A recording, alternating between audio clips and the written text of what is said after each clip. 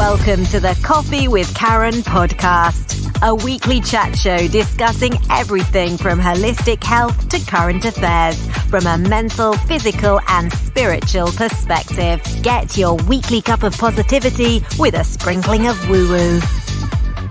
Oh, welcome to A Coffee with Karen, cup of positivity with just a sprinkling of woo-woo. So each week my guests will tend to be somewhere around the holistic health arena, and they tend to be helping people either from a mental, a physical or spiritual perspective, or any combination of the three above. So your host, my name's Karen Roberts. I'm a holistic transformation coach. My focus is really helping other health and wellness professionals actually finally get paid their worth. So today's guest, I'm going to allow her to introduce yourself, Philippa Taylor. Philippa, if you could share with the audience a little bit about who you are, what you do, and share a little bit of your story. All right. Yeah, thank you so much for having me on here, Karen. I'm really looking forward to this, so thank you. So as you said, my name is Philippa Taylor and my business is Feel Fab Naturally.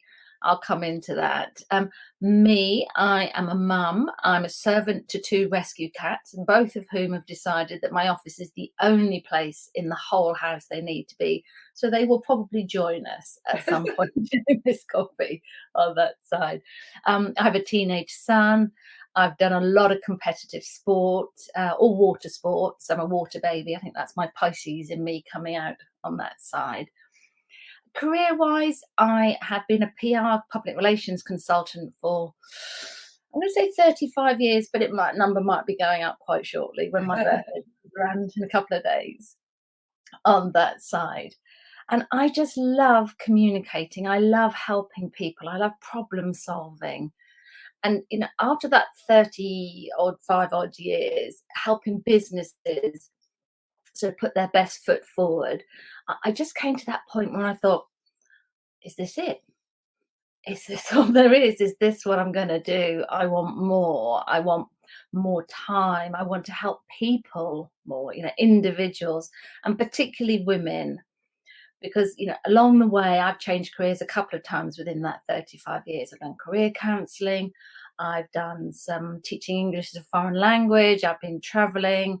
I've taken some jobs that I'd say were more family friendly than suited my heart on that side. And I think we've all done that. Mm-hmm. So I just know that there are a lot of women like me that want to follow their heart, but just need some help, which is why my interest in all things well-being, mental, spiritual, emotional, physical, has started to get peaked. And that's why I've created my business as part of a bigger company as well. That was a quick whistle stop to 30 odd years. I think this is really something that we're seeing so much, that people, possibly due to what's happened in the last couple of years, have come to the realization that is what they're doing heart-centered? Because I suppose we all get drawn into this, what we should be doing. You should get qualified, you should go to university, you should go and get a job that's going to pay well, and maybe people are doing things for nothing's wrong, but the wrong background story, for the wrong reason in general. And then of course it's very difficult to leave, right? Oh gosh, yes. I mean, I stayed in that one career on and off because I love doing it. Did I love it wholeheartedly all of the time? No, obviously nobody does. But there were parts of it I thought, this is so incongruent with who I am. This is not heart-centered. This is politics and commercial decisions, and people aren't being taken into account, and the best interests aren't the leading sort of driver. And it is, you just think, that sort of balance sheet, these are the things I love, these are things that suck, which is winning. Yeah, but the bottom line is, your landlord won't have the same or the mortgage, the bank, the bill suppliers, they don't have the same concerns, right? They just want to get paid. So the bottom line tends to be go and do what you need to do to pay the bills. And it seems such a shame because the majority of your life you spend working, right? Yeah. I mean, what I've come to understand for myself is, you have a passion, you align that to a purpose, but then you need to make a profit. Unless you've got particular circumstances where the profit bit doesn't matter, and that's quite a small proportion of people, you've got to have passion, profit, and purpose all sitting together, and then it's happy days. Absolutely. And that is where I do see a real difference between, I don't know, somebody like I suppose you've come from both worlds, so you probably have a different perspective, but a lot of people coming into the holistic health arena, because their passion it's all about helping others, and they struggle with the financial side of it because this belief that making money and that making a profit, like you've just said, is in somehow a negative, which, it's a necessity in this world that we live in. Yeah. We need to make a profit to survive, to pay the bills, to be able to live. And I do find that the people on the more spiritual perspective don't have the balance of the other side as well, because it's all important. We can actually do both, right? Oh gosh, yes. And I think that how I reframe it is to say, yes, you've got to pay your bills, we've all got to do that and have a bit of a life. But actually, the more abundance in your life, the more abundance you can put back out there and help more people. There you go. It is. It's this. There is definitely a difference between the like you say, it's all about balance. Abundance is everything. It's finances, relationship, health, the whole shebang. And I do see that a lot of people, some people struggle with that aspect because this somehow along the way, some belief has got in is that they're not meant to make a profit. But yeah, like you say, the more money you make, the more people you can actually help. And I suppose with regards to your particular business, that's the only way you make money. So the two can coincide perfectly together. So what made you? What was the turning point? What was you say that you maybe knew that you weren't necessarily 100% on purpose. So for you, what was the turning point in your career where you made this change? That's a great question. And I would say it was less of a pivot point and more a don't want to do that. Don't want to do that. Don't want to do that. I know being in a PR in that wellbeing lifestyle space, I've picked up a lot of knowledge, or a little bit of knowledge about a lot of things rather. So I knew I didn't want to be a coach or a fitness instructor or a nutritionist or a this or a that. So I was trying to think of something that would fit with me as someone who likes talking. I'm quite smiley. I like organizing. I like helping people. I'm problem solving. And I didn't know what that could look like. So it was just one of those things that was just whirring away in the background, thinking, I'll meet somebody that'll come along. And I actually went to a networking group back in those heady days where you sat in a room with other people in real life. It was a group I'd never been to before, and I've in fact never been back since. And somebody started talking about a topic I didn't know anything about. And she started talking about nutrigenomics. And I was like, A, I've got no idea what you're talking about. B, I can't spell it. And C, if it does what you say it does, you had me on healthy aging science, but I am so skeptical. I think my PR career comes out here. Clients come to me and say, I've got the best thing ever. It's going to revolutionize the world. And you go, well, it looks, first glance, it looks amazing. Let me just go and check it out. And you go to like the National Medical Library PubMed, or you go to whatever's relevant for that business.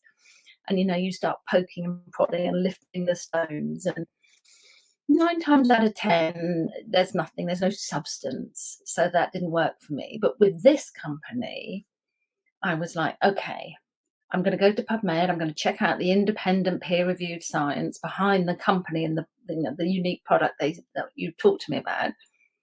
And if there are, pieces of research on it, I'm interested. And yes, there were. There's 28 now. I think there was 24-ish then. So that tipped my logical brain. Mm-hmm. And I thought, okay, that's happy. It's proven, it's natural. My mantra is, is it simple, effective, proven, then I'm interested. I've got a life. I don't want to be faffing around with something that's not going to work. So then I looked into the business, and direct sales is something, I'm sure we've all been at the receiving end of a not very nice approach. There are a lot of people that are quite, through no fault of their own, that's just been what they've been told to do, are quite Spamula Anderson, and that just makes my toes curl. So I said, look, I can't go down that route. That's not congruent with me. And it's like, no, this is a heart-centered business. Our team is called Team Heart. And I'm like, okay, I need some proof. So again, long story short, found that it's very much about how can you serve other people? How are you going to add something to their life? If they feel better, they can do more. And that sang to me. So it was that combination of science and being heart-centered. And I thought, well, this is it, eureka. Right. So what is it? What is it? Yeah, sorry, I haven't even got that far. Not a very good PR consultant. The parent company I work with is called LifeVantage, and the product that attracted me in the beginning is something called Protandim NRF2. In essence, what it does is it turns on your own antioxidant production again, because that turns off in our mid-20s. So that for me was a while ago. For the listeners who think, well, what is an antioxidant? Could you explain what an antioxidant is? Yeah, of course. You know how people say, oh, you must have your blueberries and your oranges and your apples and eat loads of vegetables because they've got antioxidants. What an antioxidant does is basically keep your cells working at the optimal level. Because when we breathe, when we eat, when we exercise too much, we exercise too little, the pollution, EMFs, smoking, alcohol, that's all called free radical damage. And a free radical is basically, a little ion that goes around going, right, I need to get balanced out. And when it's in your body, because it's, you get bombarded by these things, your antioxidants neutralize them. And then they get what they need, and these free radicals go off and do their happy things. If there are no antioxidants or few antioxidants in your body, then the free radicals damage your cells. And if your cells are damaged, we're basically a collection of cells, because your cells make up your systems and your organs, which make up you as a human being. So you need antioxidants, you're anti the rusting, you're anti that oxidization, like cutting an apple open. Perfect. Lovely explanation. Yeah, it's I suppose everything we do, it is all about the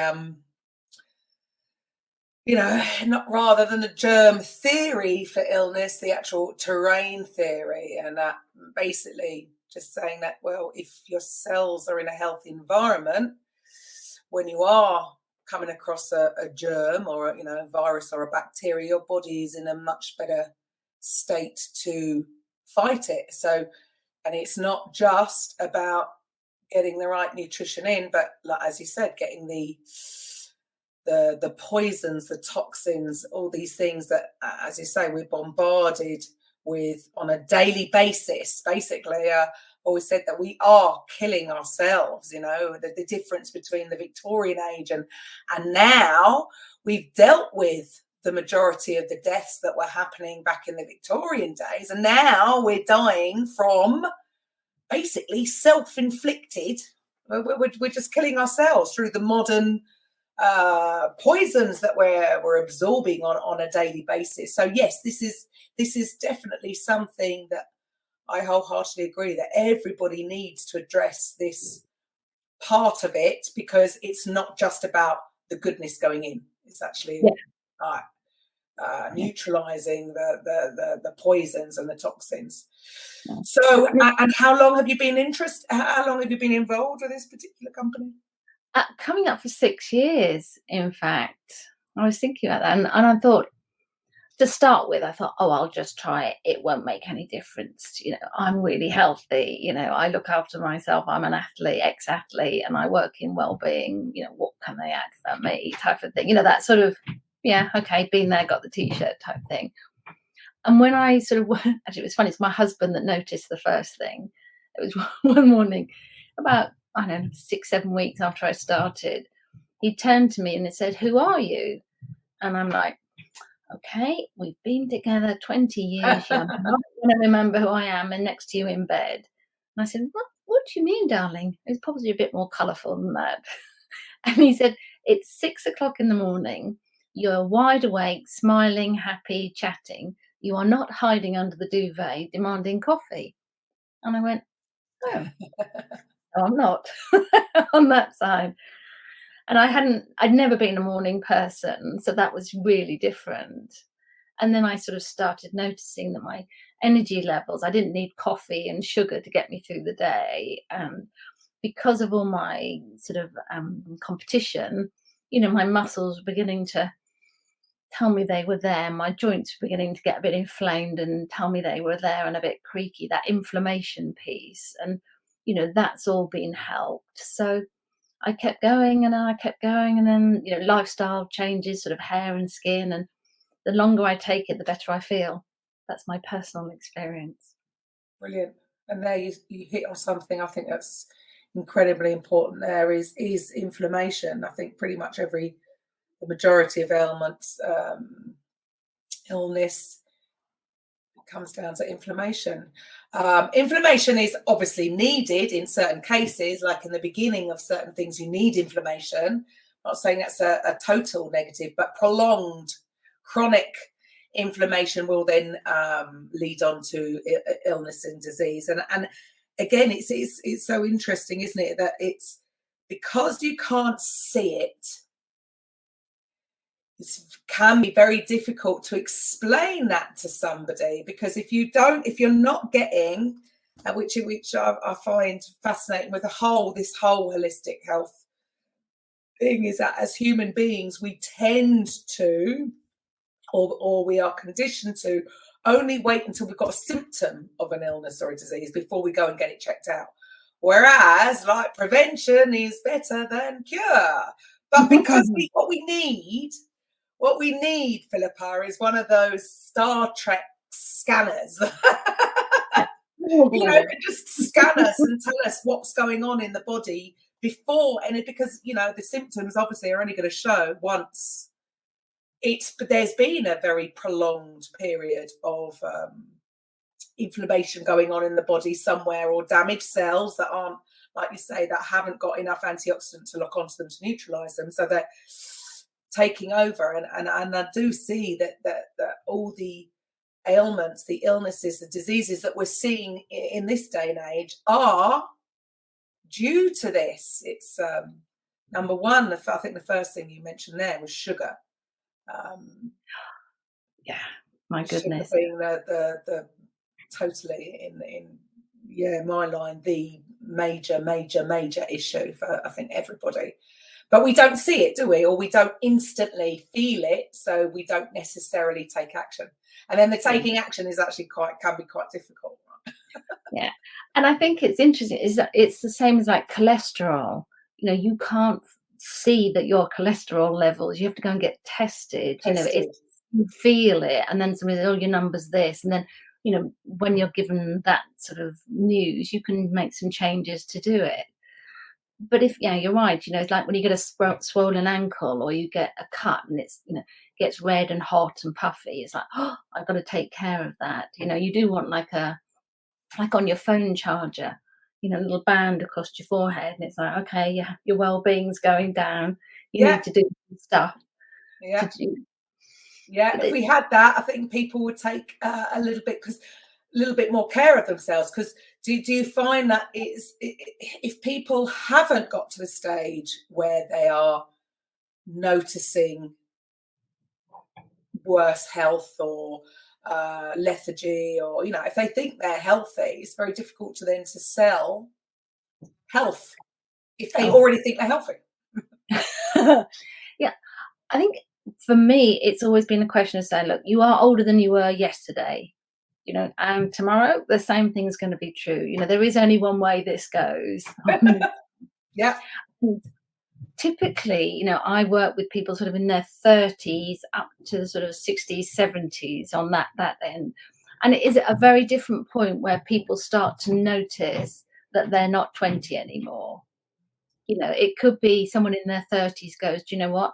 I used to be able to go out and have a really heavy night after a session in a gym, tough day at work, and I do it all the next day and the next day. And now, if I do just one of those things, I need to take it easy for the next couple of days. Or somebody might say, I'm hitting that midlife menopause, things are beginning to change, I just can't really recognize myself. And that's another trigger for people, and I could go on and on, people just go, yeah, I need something that's going to be easy for me to do, but is going to make a big difference.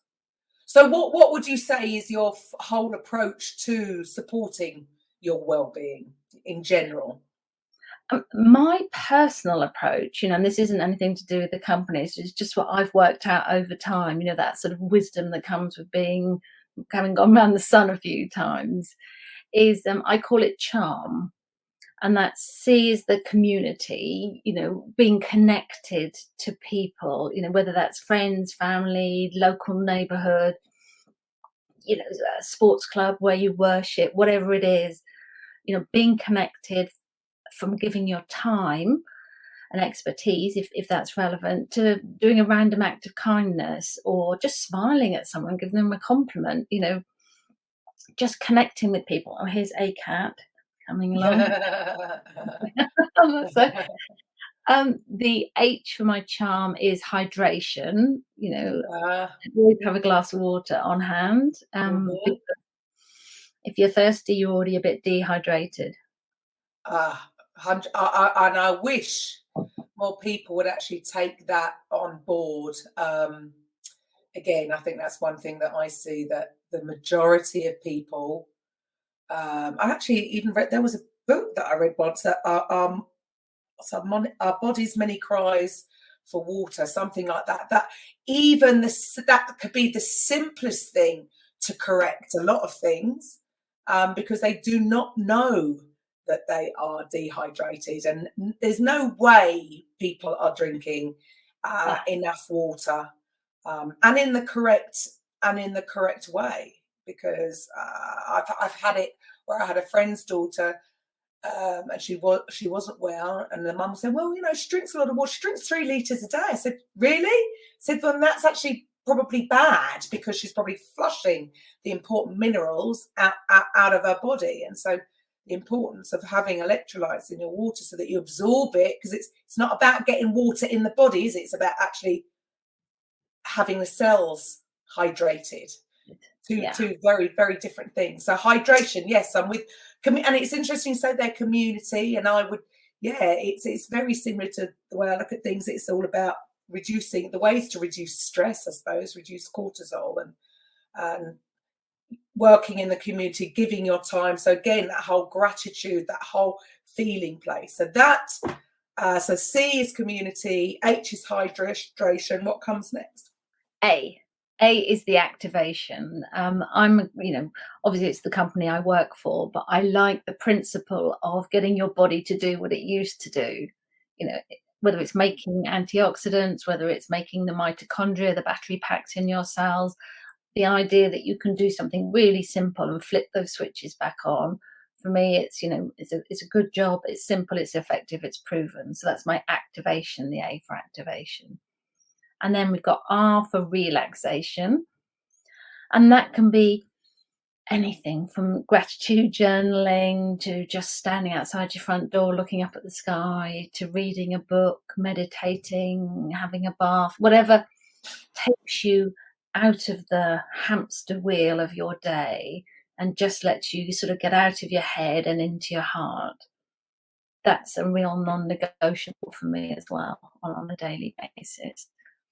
And then M is movement, and that again is very personal. With my water sports background, if I'm not getting hot and sweaty and out of breath, it's not exercise. I've tried some of the calmer ones and it's not for me. Give me a boot camp or a run or, get me out on the water, big smile on my face. But anything, just walk around the block, get out in fresh air, ideally exercising outside. You've ticked off another thing. Is to be outside. But just, we've got joints and muscles because we're meant to move. Oh, and again, see, all of those things that you've said is just so, they are so underestimated. I mean, sitting in a chair for 8 hours is not natural. Your organs just sitting there. We're not designed for that. Yeah, I think there's more damage, long-term damage done by that alone. And then I know that, busy city workers think they can, combat that through going to a boot camp at the end of the day and work out really hard. And it's not. And actually, it has been proven. I can't remember the research paper I saw recently where they tested. I think she was a waitress compared to somebody that sits in a desk all day, and the waitress was healthier because she was just a little bit of movement. Again, it didn't have to be the high intense. And I'm the same. I come from teaching Les Mills for 20 years and body pump and Les Mills grit, high intense interval training. I was of the same opinion. If you're not totally going for it, then it's useless. It is just not simply true. If you're looking for health, just health in itself and anti-aging, any kind of movement, or if you sat in a chair, just getting up, sitting at, we've got so many tools, haven't we? Setting up something on your phone, an alarm to just get up and move around the office a couple of times every hour. It's amazing how easy, and that's almost like a reminder to myself, because I do it myself, right? Yeah. I find that having sat here for hours, it's just not healthy, right? Yeah. And it's, when you're in the flow of something, then you do lose track of time. But then it's like, okay, I've sat there for however long, I'm going to go outside and walk for 20 minutes. Yeah. And it's so good for your mental health as well.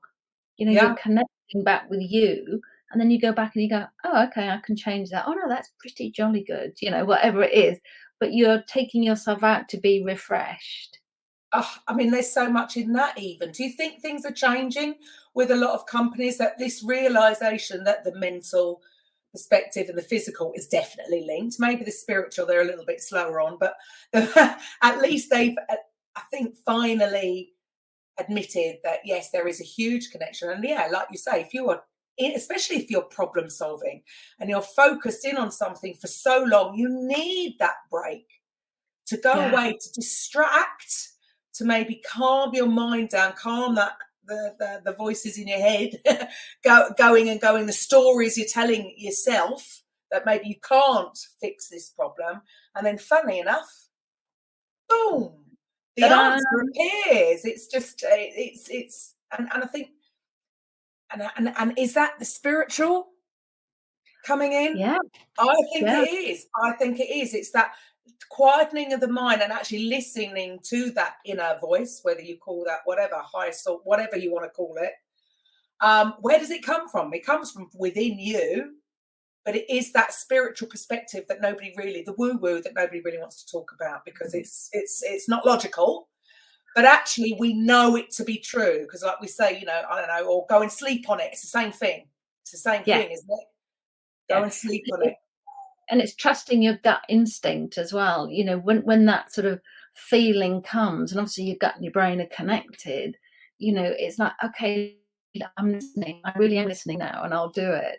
And I think a lot of the Wellbeing at Work programs are almost paying lip service they're, it's an information. It's not actually saying, okay, in your day, you will have a different circadian rhythm. You do need to be moving. You do need to be away from your screen all the time.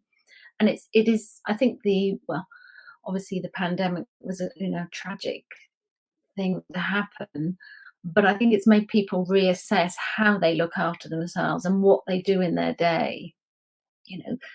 No commuting, that couple of hours you could get back in your day, but I think a lot of people are loath to give that up. And that Yes. flexibility to say, I am going outside, for the world will not end if I take 20 minutes away from my phone. Yeah. Well, I That's hope positive. I hope that things are changing, and I agree. I think people have realised that, imagine what you could do, even in those 2 hours commuting. You can fit in a bit of time to meditate or read a book, a time to sort of quieten your mind or get yourself into a positive state. Do a gratitude list. Something. I call it my morning ritual, to get yourself in a more productive state, so that when you do actually start your work, you're more likely to be far more productive and actually get a lot more done in a shorter amount of time, right? Yeah. And I also think for people like ourselves, we work at home for ourselves. So we love our bosses because, we're really good to each other, to ourselves. Oh, I I think don't I'm a know bit. though, sometimes. Yeah. Yeah. As I was saying that, I was thinking, most of the time I'm quite I nice to wish I myself. was. But it is that whole time management piece, isn't it? It's like putting those boundaries in. I can sit in front of my screen for hours and achieve very little. Whereas if I make myself think, okay, I'm going to do this task for half an hour, whatever it happens to be, I'm way more productive Oh, because I'm not faffing around playing Office or scrolling or whatever. When there was a book, what's it called? 168 Hours, You've Got More Time Than You Think, Laura Vanderkamp. And she says, just note down what you do in your day, and then you'll start to see a little bit of a pattern. And yeah. then you can, right, this is family time, this is chores, this is my me time, this is my movement time, this is my work hours, if they're set hours, whether you have clients or whether it's a job where you're doing. And you can see what other time you've got. And then you've got decisions, do I want to binge on Netflix, or do I want to go and do some meditation? What do you Brilliant want to do? advice. Choices. Yeah. Brilliant advice. And that's how I have to run my day, because I am a little bit. I don't think you sound very organised, Philippa. I'm naturally not. Shall I say? So I have to do it like that because I can get very easily distracted and I can be a little bit all over the place. And so I'm similar. I have to block out specific time blocks for specific actions.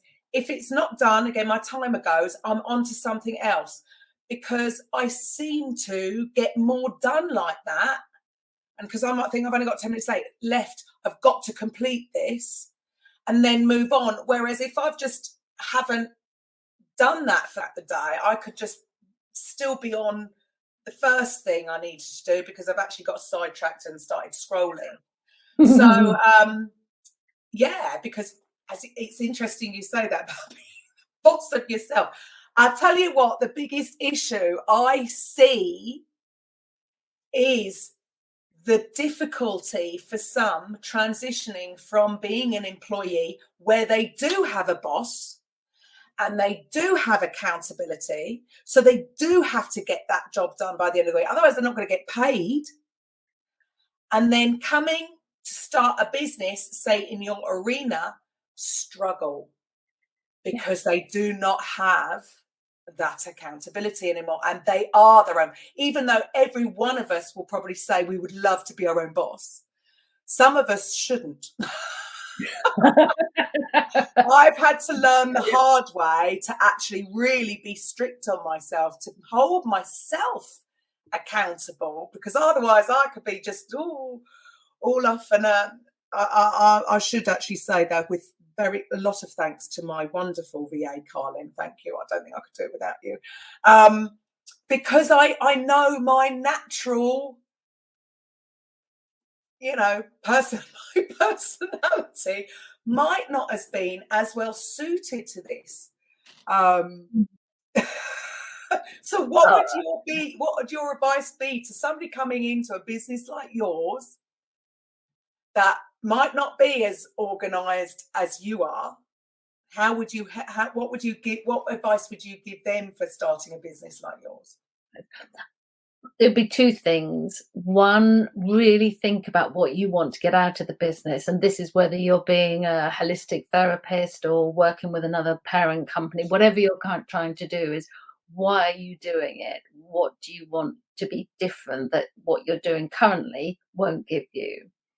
And that can be anything, as big or as small as you want, because it's not written, you haven't carved it in stone. You are just saying, right now, I want to have something else. I want more. What's that more? And then if you work backwards and say, okay, if I want this, I need to do X, Y, and Z. And then get help, get training, go to YouTube, don't spend a fortune. Talk to people that have done it beforehand. If somebody's set up their own yoga business, talk to them about what they did to set up their own yoga business. Yeah. Go to networking groups and find out what's happening, what support you can get. If you do go for a company like mine, it's plug and play. It's all there. The systems, hopefully in other companies it's the same. The systems are there, the training's there, the support is there, the e-commerce website is there, the camaraderie is there. And you just need to take the action following the system. And I did transition from that whole corporate piece, and I had my own PR business. Well, then I said, I want something else, but I don't want to set up my own business again. I've been there, and it's too much work and effort. You not only have you got to create the website and do the marketing and to be the office cleaner and buy the paper, you've got to go out and network and get your business, and then you've got to do the job that you actually love doing. And that time lag between setting up and getting enough profit that you can outsource those things, in the meantime you're juggling too many balls. So I wanted something where I could just go in and say, right, I am now part of something bigger than me, but it's my own business. So it's horses for courses. Well, best of both worlds. And so with this particular, I know this particular company. I know that's not the only product that they do, but I know that's their flagship product, I suppose I would say. But because biohacking, I love the word biohacking. I suppose I come from I went more into sort of the ketogenic diet for therapeutic purposes, which is a form of biohacking, and actually fasting. Fasting is my my one for health, which again is all about the biohack. Where is this? I know this sort of word has been thrown around a lot for the last 10 years or so, but what's your sort of a view of or what's your top biohacking tips, would you say? Oh, it's a good one. Because for me, biohacking, like you, it's using what's available now to make the best of yourself, best of what you've got. We've biohacked since the first people on earth, who wanted to eat just stay alive, or, the first Olympians who wanted to go faster. We've all always wanted to be our best without that sort of cliche approach on it. So for me, I would say my charm again would be my biohacking tips, community, hydration, activation, relaxation, movement. But it's thinking, what am I not happy with? What do I used to have that I don't have now? If it's sleep, then think about your sleep hygiene. Is your room dark? Is it cool? Have you switched off your screens enough time? Have you not drunk so much water that you don't have to get up 2 or 3 times in the night? You know, have you not eaten too late? You know, there are lots of really simple biohacks, tweaks you can make to your lifestyle to sleep. You know, obviously, you can do other things. I mean, activation will help your sleep as well, but just do what will have the biggest impact for you. Because, you know, my feeling is if you feel like you again, you know, if you're operating at a level where you're thinking, okay, this is as optimal as I am, then you've got more bandwidth to do other things. You know, I'm not trying to be an Olympic athlete. I am trying to be able to do what I want to do in the day and not feel like the wrath of God tomorrow. You know, that's it. It is optimizing your well-being is my approach to biohacking. Awesome. And yeah, like you say, you know, we've always done it. We were always looking for things to save us time. At the end of the day, that's your body does that naturally anyway. Your body always wants to save energy, and it'll do it in any way possible, right? So Yeah. we're always looking for things that are going to save us time.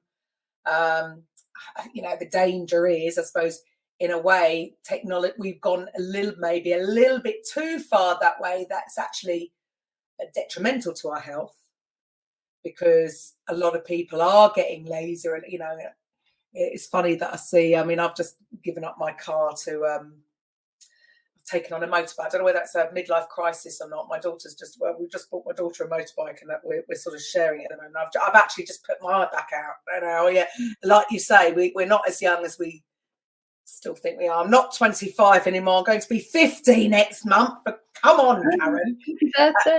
Twisting and getting off the motorbike wasn't probably the best thing for my back. But you know, I find it funny when I see, you know, people on the electric scooters, and you think, just walk. I mean, we're just doing everything to just get away from doing any activity that is actually going to start to become detrimental to our health. So there's a fine line, isn't there, from we want to save energy and we want to do it, but then we also there's certain things that we've got to keep, right? Yeah. It's balance. You know, if you want to go out and have headspace and do yourself some good mentally as well as physically, just go for a walk. If you're in a rush to go from A to B, get on an electric scooter or your bicycle. Better. You might not look quite so glamorous when you get to the other end. Yeah. But just do the little things every day are all going to make a big difference. And you know, I see people in the supermarket, you know, they'll have a Diet Coke and a bar of chocolate, and I'm like, oh dear, really? I can, you know, yes. And, you know, 80% of the time, do the good stuff. 20% of the time, you know, eat as you like, eat, drink, and be merry. But if you don't fuel your body and your mind and your soul, you're going to be out of kilter. That is, you know, and that's so not easy. I suppose it is easy to change. You know, you can make the decision. The trouble is, you know, it is a complex conversation, that because there's more to it, isn't there? It's like people are going for the quick fix, and especially, you know, we've seen this with lockdown, and you know, people becoming depressed and anxious. They're actually going for the dopamine hit that these things, you know, and trust me, I've done it myself, you know, and I should know better, but it is, you know, it's funny looking back, and you know what the reasons why. You're actually going for the dopamine hit that substance, whatever it is, whether it's alcohol. It's, in my case, everybody knows I'm a bit of a Prosecco lover myself. But you know, you're going for the dopamine hit. Yeah. At that time is more important than the long-term, the health issue. And it is such a shame, and it is so complex, and it is, you know, infuriates me that, you know, you walk into a garage and it's just you know, it's just such an array. I mean, come on, cut it back. You know, when, you know, I know I shouldn't say things like when I was little, but you know, you had only a certain amount. I hate that. Have I actually said it on radio? But there's just too much choice. It's just there in front of you. There's Deliveroo, and it's all promoting unhealthy food, and it is the quick fix, and the trouble that I see is that it is affecting the people who are struggling even more mentally. When you're in a good place, it's funny, isn't it? When you're in a good place, it's almost like you have that clarity of full vision, I suppose, in a way that, no, I'm going to make a decision on what I'm going to eat today, and I'm going to choose the health. Whereas when you're in that low vibration, not feeling right, and you just want something that's going to instantly feed that, it's about the feeling place. And this is where I say, the mental, the physical, the spiritual, it is all encompassing with everybody, because they all have a knock-on effect to each other. And when we are feeling better, we are in a higher vibration, we will naturally, instinctively go for something that is going to better ourselves.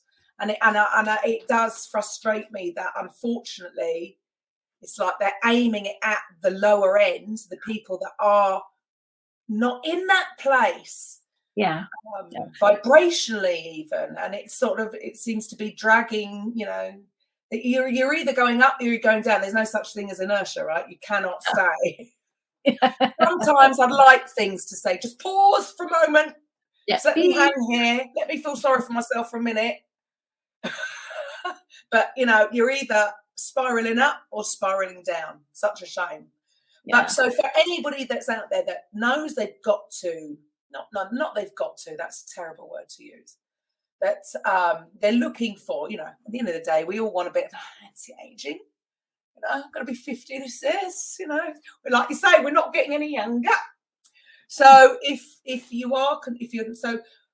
can you reel off the benefits of this? You've mentioned, I know you've mentioned it's biohacking, anti-aging. You've mentioned, what else? Helping with sleep and energy. What are the other benefits that this can give people?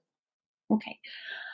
Sleep, energy, inflammation are the three main ones, but obviously they ripple out. That's what I find so fulfilling for me, is that while this is the only way to do this, it is unique. It's one of those eureka moments when you know, but it is universal, because we are all individual. We've all had a different life journey. We've all had a different health journey. If your cells are working sort of optimally, that impacts everything else. So, people come to me with stories about how this has changed, and they don't need that anymore, and they feel better this way, and their mental space is better. We could be on here for days if I reeled off all the stories about it. I'm not claiming anything, but better cells mean better you. That's the quick summary. And one of the things that I always say to people is, look, it's something you take every day. You flip the switch on, you feel better, you do more. You don't take it, a couple of weeks, the effects are completely gone, you go back to where you were. So again, it's something that you can do that's really easy, it's affordable, simple, effective, proven. And, I say it's over 80%, 82, 83% are still on it after a year. And, people don't stay on things if they don't feel better. Yeah, sure. And it is, so we really are looking at your cellular health.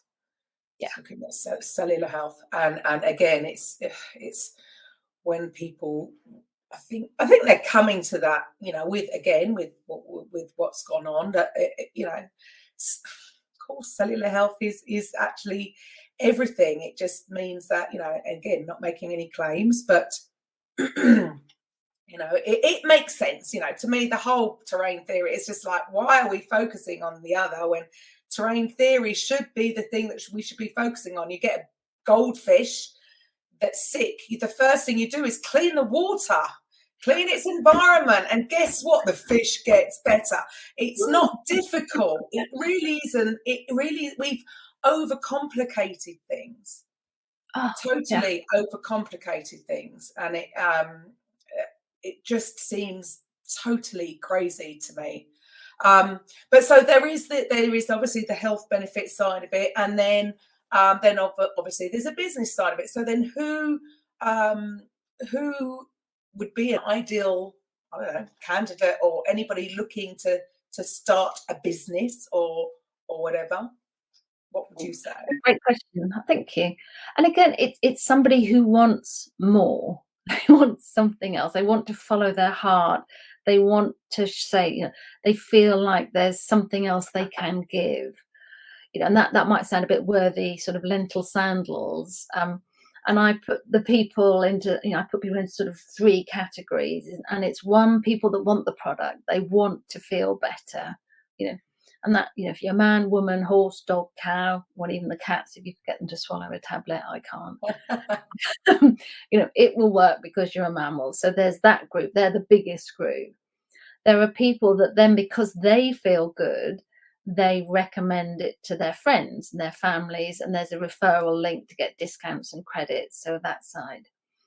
And then the third group are the people that either have a business where their clientele, their sort of client base is people, particularly women. They tend to be the gatekeepers for a family's health.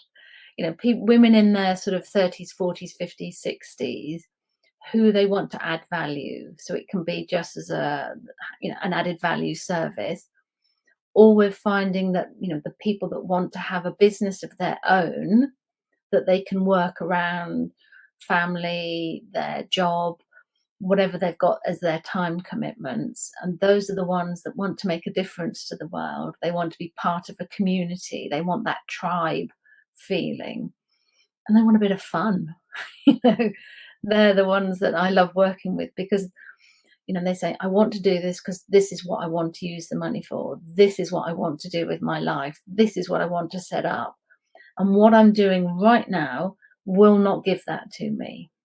Mm-hmm. So this is the vehicle to help people, make a difference to their lives and the lives of other people. Yeah, sure. And it's just being able to live life on your terms, right? Not having to ask permission. That's what I love.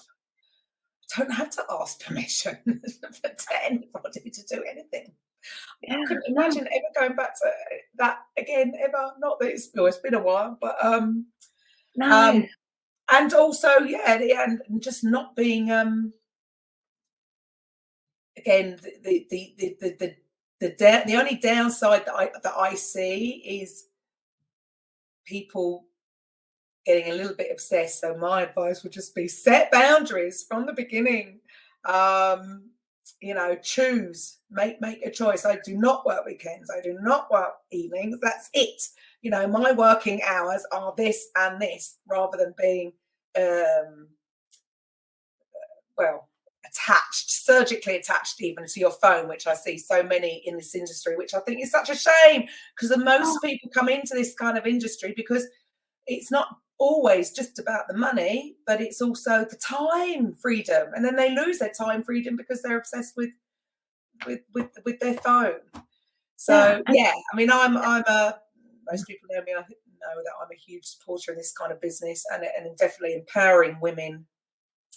I'm not saying we're against guys. All we're saying is that women would naturally be more, I would never turn a guy away, but would naturally be more drawn to this kind of business, because, like you say, you're a natural nurturer. I'm not saying men aren't natural nurturers, but all I'm saying is the mums, they tend to be sort of in charge of, or take on the responsibility of the health of their family. So they are going to be the decision maker with regards to that, whether they're taking it as a product. And then also, I think it's a great opportunity, this kind of business, for women who are looking for something more, or who have come out the being mum and their kids are getting older. And I don't think it's going to be long, but I'm going to start getting empty nest syndrome. I know it's coming. One down, one to go. And it's that whole, what do I want out of life? when I was in my 20s, if I'd thought of me at 60, I would have thought I'd have grey hair, elasticated weights, I'd just be pottering around the garden, the highlight of going to the supermarket. And I'm like, oh, that is a hard no. I've got stuff I want to give. I want to make a difference. I want to go traveling and have fun and go train people and have I feel like a bottle of, Prosecco, I'm bubbling up. I'm not ready to sit in a comfy armchair. Yeah, there you go. And so what an amazing thing to be doing. And yeah, again, another benefit is going to definitely be, I think for me, it's always been that location freedom. That has definitely more driven me, even more than the financial. Obviously, we all want the financial side of things, but having that freedom to be able to work from anywhere. But yes, you will need a phone. You will need Wi-Fi. So we want that again. It's balance. It's all about balance. Yeah, we want the sides of things, but there are certain things that we're going to need. So yeah, there are two sides of it. So for the listeners, I mean, depending on if you're watching it on YouTube, I've got Philippa's all her details down below. But if you're just listening to the radio or the podcast, how would people get in touch? How would they find you, Philippa? Oh, well, I'm on Facebook and I'm on LinkedIn. I have my website. It's Philippa Taylor, Feel Fab. Just put that in anywhere. So Feel Fab Naturally is my website that I have a blog on and just share some information. My company website is feelfab.lifevantage.com. And it's Philippa, 1L, 2Ps. That's the only time it ever matters. At feelfabnaturally.com. Fantastic. So, to any of the listeners, if you're, and I see this a lot at the moment, people complaining that they're struggling with sleep, inflammation, whether you know about it or not. Trust me, whether you know about it or not. And what was the other thing? What were the top three? Energy. And energy. Okay. And if you're lacking in energy, then get in touch. And then, yeah, if you're looking at that you have a natural desire to want to help others, so you'd like some kind of business in the health and wellness industry, then also get in touch, because there's two sides of this. So what's been for you personally, what's been your biggest I don't know, the thing that has benefited you the most in all the years that you've been taking this product? Taking the product, basically, I think feeling like I did when I was in my 20s. In my head, I've always been 29 and I'm gone, I feel back there in terms of what I do with my sport. But I think being involved with the business, it has just been becoming the me I always knew I was. Not me being in a corporate box, me doing the shoulds. This is me, and that's just priceless. And what's your what's the best thing? What's your most favorite thing that you do in your day-to-day with regards to your business? Oh, getting the feedback, I love it. If I get the messages saying, oh my goodness, I feel so different. Oh my goodness, I've achieved that. That for me is just the best part of it. And that's why I like sharing the information. Awesome. Fantastic. Well, yeah, I mean, I know the company well. Very trustworthy company. I know the product has phenomenal testimonials. So if you're interested in any of this, then please get in touch. So thank you so much for your time, Philippa. It's been fantastic talking to you. And yeah, it's great, with this show that we are sort of connecting with so many like-minded individuals who are all on the sort of same path, just really looking to help people. And it's not just about their health, but it is about their wealth. So it is the mental, the physical. There is still a little bit of woo-woo. You might not admit it, but there is a little bit of woo-woo somewhere in there, definitely. I'm sorry, whether you know it or not. It's there. So thank you for your time, Philippa, and to the listeners, I will be back next week. Welcome to the Coffee with Karen podcast, a weekly chat show discussing everything from holistic health to current affairs from a mental, physical and spiritual perspective. Get your weekly cup of positivity with a sprinkling of woo-woo.